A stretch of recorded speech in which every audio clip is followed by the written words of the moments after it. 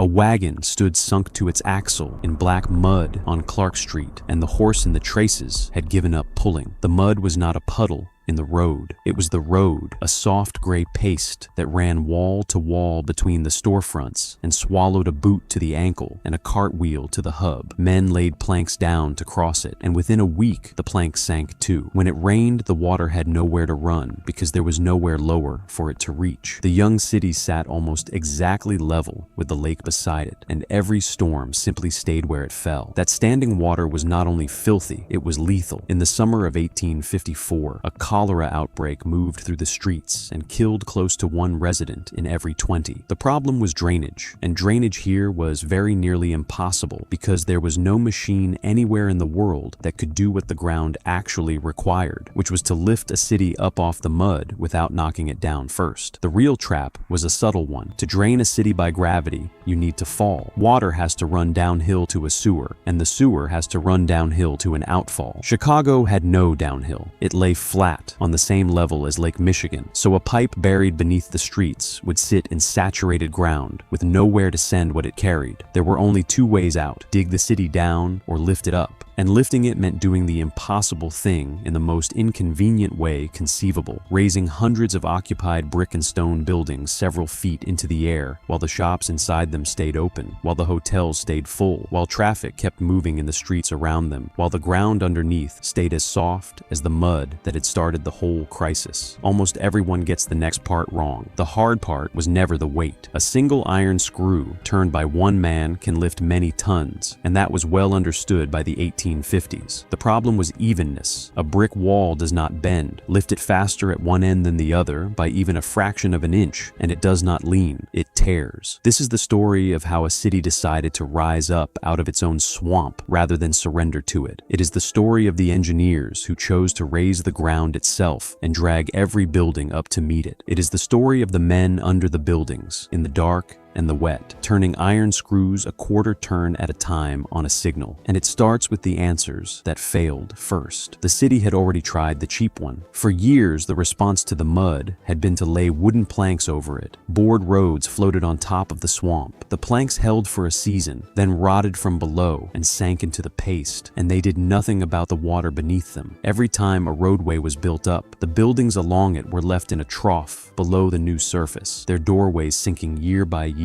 into pits. The proper answer was to bury the drains deep instead, cut sewers down into the ground, run the waste out to the river and the lake, and be done. But a gravity sewer needs a slope to carry anything, and there was no slope to be had. Dig the pipes deep enough to matter, and they sat below the level of the lake in soaked soil, filling from outside faster than they could drain from inside. The only alternative was to pump the entire city's sewage uphill without stopping, and no bank of steam pumps in the 1850s could be trusted to do that for years on end. The third option was to give up the low ground entirely, tear down the sodden district, and rebuild it higher on new fill. That failed on arithmetic. The center of the city was already dense with brick hotels, stone shop fronts, and printing houses. Whole blocks of masonry that had cost fortunes to build and were earning fortunes where they stood. No owner would demolish a working building to solve a public drainage problem, and the city had no power to make a district bankrupt itself. Every route out was blocked.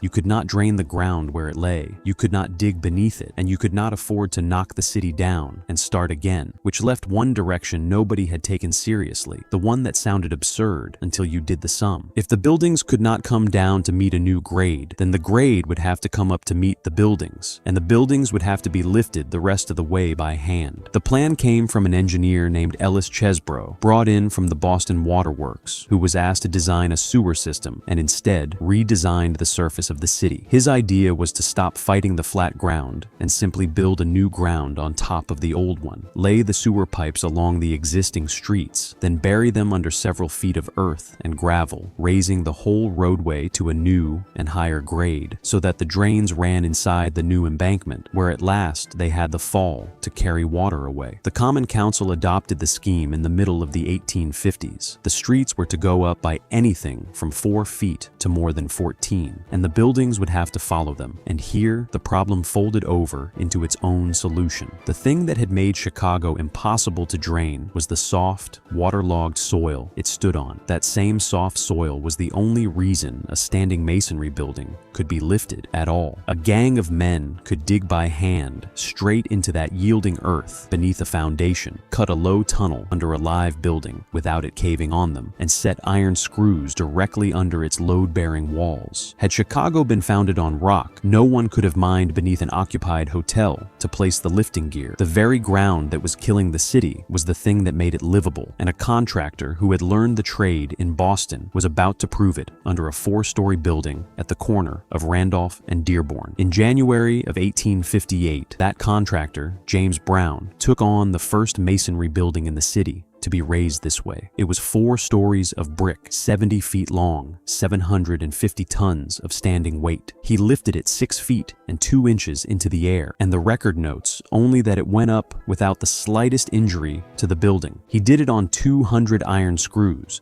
using a method that would not change in principle for the next 20 years. The method began underground. Before anything rose, men went in beneath the building and cut openings through the base of its walls. And through those openings, they threaded heavy timber beams so that the dead weight of each wall came to rest on the timbers rather than on its own footing. The timbers in turn rested on the screws. Those 200 screws stood in a grid across the entire footprint of the building so that no single one of them ever carried more than a small fraction of the whole, a few tons each instead of 750 at once. Down at the bottom of that grid was the one tool the entire project depended on, and it was not a complicated thing. A jack screw of the period was a squat cast iron screw jack, a threaded iron rod perhaps 3 inches through, turning inside an iron nut with a socket at the top for an iron bar. A man fitted the bar and walked it around. Because the thread was coarse and the bar was long, one man could raise several tons, and the same ratio that multiplied his strength meant the load above could never spin the screw back down on its own. Everything rose on those threads. Turn the bar once, and the screw climbed its own thread a fraction of an inch, carrying its patch of timber and wall with it. The real engineering lived not in the iron, but in the timing. On the block that 600 men would later raise on 6,000 screws, each man was made responsible for about 10 of them. At a signal, every man gave each of his screws the same small turn, a fixed part of a single revolution, then stepped to the next and worked down his line, and the entire building, thousands of tons of it, floated upward together by that one shared fraction of an inch. The reason it had to be done that way sits in the material. A brick wall has almost no give. Lift it evenly and it rides up whole. But let one screw get ahead of the rest, and the arithmetic turns against you fast. If a single screw was driven higher than its neighbors, it took on more than its share of the wall above it. If too much of the wall's weight gathered onto that one point, it drove up hard into a few feet of brickwork. If that short stretch of wall rose while the wall beside it stayed put, something had to give, and a masonry wall under that strain does not bow and it does not lean. It cracks from footing to roof line in a single afternoon, and the building is finished. So the whole enormous operation, hundreds of tons of hotel or shopfront held in the air, came down in the end to the smallest possible thing. It came down to the bearing between one screw head and one timber, and to the discipline of never letting any one of those points climb a half turn faster than the thousands around it. Drafting table covers the work that actually got done, and the men the paperwork left out of the story, and no group was ever left out more completely than the 600 who stood in the wet and turned the screws under Lake Street. The ones we can see are the contractors. Brown is named, along with his partner James Hollingsworth, and the young contractor who came west in 1859 and made his name here long before he built a single railway car, George Pullman. Pullman had learned the trade from his father, Lewis, who had moved buildings out of the path of the widening Erie Canal in New York, lifting them on screws and shifting them on rollers. The sons of that trade came to Chicago because Chicago was where the work was, but the 600 men on the screws under the Lake Street block are almost entirely absent from the record. The newspapers counted them. They did not name them. What a working day was made of, we can still reconstruct. Much of it happened below the building, in covered trenches, in the wet, by lamplight. Men crouched at screws screws in a grid whose far end they could not see. In winter, the ground they had dug into was frozen hard at the top and soaked below. In spring, it was the same mud the whole project existed to escape. The screws were the thing they trusted their lives to, and the failure they lived alongside was the one already named, a wall coming down out of true the moment the count was lost. Then there was the other kind of moving, the kind that gives this its name. Not every building was worth raising in place. The old wooden ones were lifted clean off their lots, set on rollers, and hauled bodily through the streets to the edge of town to clear the ground for masonry built to the new grade. Chicago's first professional house mover, a man named Chester Tupper, ran whole structures down the middle of the road on rollers as though it were ordinary traffic. A ship's capstan was planted in the street ahead of the building and anchored to stout posts driven into the ground, and horses walked it in a slow circle, winding in a cable that dragged the entire house forward over the rollers a few feet at a time. A British traveler named David McCrae, passing through the city, wrote that he could not get through a day without meeting a house or two on the move, and that on one day he counted 9 of them. Riding out on the horse cars, he said, they twice had to stop and wait while a building crossed the road ahead of them. Whether the men who turned those capstan were paid enough for the danger is a question the payroll books cannot answer, because the payroll books were written by the men who set the rates. The set piece came in 1860. By then, the contractors were confident enough to stop lifting buildings one at a time and take a whole block at once. On Lake Street, between Clark and LaSalle, stood a solid row of shops, offices, and printing houses, brick and stone, 4 and 5 stories high, running 320 feet along the street. Taken together, the row weighed an estimated 35,000 tons. A team under James Brown and George Pullman set 6,000 jack screws beneath the whole mass and put 600 men in among them. They had 5 days. For 5 days, the men worked the grid on the signal, each man his 10 screws, a fraction of a turn at a time. The row could not be allowed to twist. If one length of it climbed faster than the length beside it, the joints between the buildings would open and the fronts would crack. Nothing could stop it. A shop still trading, a wall still plumb. The whole 320 feet had to rise as one single piece, and it did. In 5 days, the entire block stood 4 feet and 8 inches higher than it had, clear in the air on its forest of screws, ready for new foundation walls to be built underneath it. The shops never closed. Thousands of people came to watch, and on the last day, the crowd was let in to walk beneath the raised block, in among the screws, under 35,000 tons of masonry held up on iron threads. Then the contractors moved on. Within a year, Pullman was under the Tremont House Hotel, 6 stories of it, raising it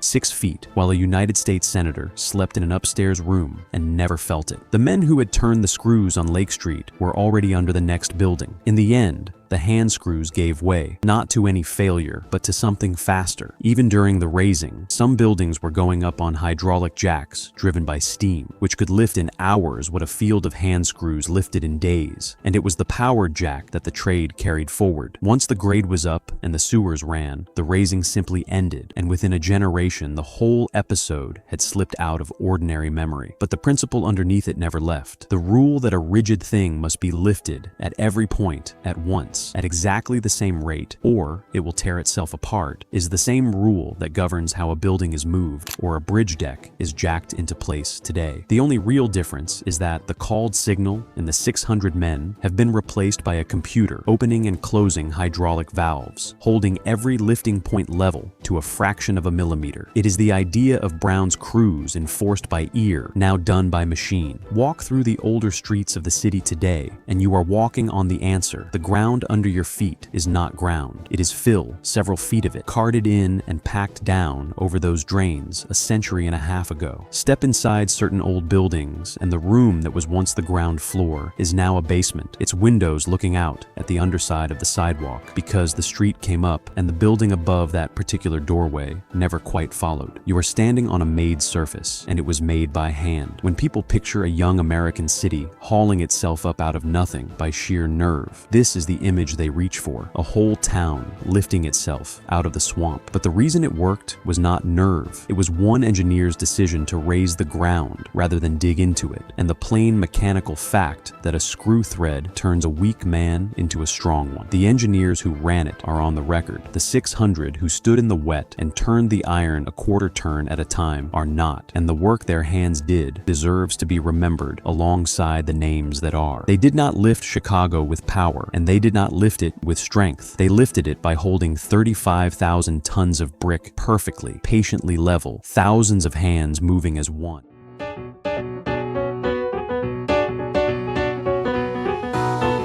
Chicago is situated in the Great Lakes region of the American Midwest in the state of Illinois. Rising from the edges of Lake Michigan, Chicago began as a tiny trading post at the mouth of the Chicago River and has boomed into a modern global center of commerce and culture.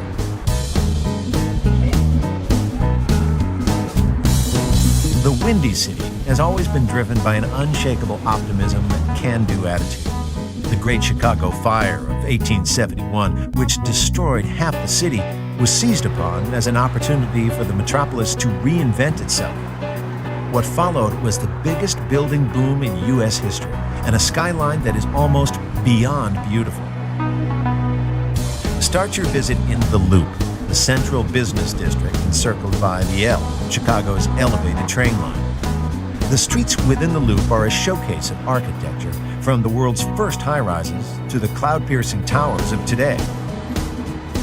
Willis Tower held the title of world's tallest building for almost 25 years. Take the 60-second ride to the Skydeck. On a really windy day, you might even feel the building sway a little, but don't panic. It was designed to do just that. The Loop also contains some amazing outdoor sculpture and an historic theater district, which makes the area feel like a cross between a museum and a film set. Running north from the Loop is the Magnificent Mile, where you'll be able to gaze up at even more wonders from the Chicago School of Architecture. Looking a little out of place is the Old Water Tower, a lone but much-loved survivor from the Chicago Fire. Shop till you drop in the upscale boutiques which line the Magnificent Mile's wide boulevards. And when it's time to refuel, sink your teeth into a deep dish pizza, an old Chicago favorite. Following the south bank of the Chicago River and winding between the canyons of glass and steel, the Riverwalk offers a relaxing change of pace from the downtown bustle. Still within the Loop is Millennium Park. Once the site of railway yards and car parks, the area has been transformed into what critics have hailed as the future of parks. The centerpieces of this visionary space are the Frank Gehry-designed J. Pritzker Pavilion and the BP Footbridge. The park showcases a number of public sculptures, including a futuristic stainless steel archway to the city, Cloud Gate, or as it's affectionately known to locals, the Beam. Just across the road is the Art Institute of Chicago, whose exterior is a work of art in itself. Set aside at least a day to explore this treasure house of European, American, and Asian masterpieces. There are plenty of treasures to be found outside the Loop. Just to the west is one of Chicago's hidden gems, the Garfield Park Conservatory, an inner-city haven for nature lovers and a first-aid favorite for Chicago couples. In nearby Oak Park, step inside Frank Lloyd Wright's home and studio, where for 20 years he pioneered an entirely new architectural vision for America. Unity Temple is just a short stroll away. Completed in 1908, this Lloyd Wright masterpiece is widely regarded as the world's first modern building. While you're in Oak Park, stop by the birthplace of one of Chicago's most famous sons, Ernest Hemingway. In the nearby museum, fans of the novelist can read from his childhood diary and original manuscripts. Down by the Loop's waterfront, the historic Navy Pier offers entertainment for all ages. The pier is also the place to climb aboard one of the many lake and river cruises on offer. Just south of Navy Pier, the Field Museum houses over 20 million specimens from the world of natural history. Say hello to Sue, the largest and most intact skeleton of a Tyrannosaurus rex ever unearthed. The museum might look a little familiar. After all, it was the home base for Indiana Jones in the blockbuster movie series. A little further south along the waterfront, you'll find the Museum of Science and Industry, known by generations of school children as the best field trip ever. Here, you'll get to explore the inner workings of man and machine and discover the secrets of natural phenomena like tornadoes, lightning, and avalanches. Chicago's largest green space is Lincoln Park, a 7-mile stretch of shoreline which runs north from the Loop. It's home to nature reserves, a conservatory, and monuments to many of the nation's heroes, including the park's namesake, Abraham Lincoln. The park also features the Lincoln Park Zoo, which has been entertaining and educating visitors since 1868. The zoo features 2 sections specifically designed for children, and best of all, it's free. The park is also home to the Chicago History Museum. From gangsters to baseball, this is the place to visit if you really want to know what makes this unique city tick. As the sun sets, Chicago truly lights up. But don't plan on going to bed early. The city offers some of the best jazz, blues, and theater in America. So come on over to Chicago. The memories you'll take away will last a lifetime, no matter how hard the wind blows.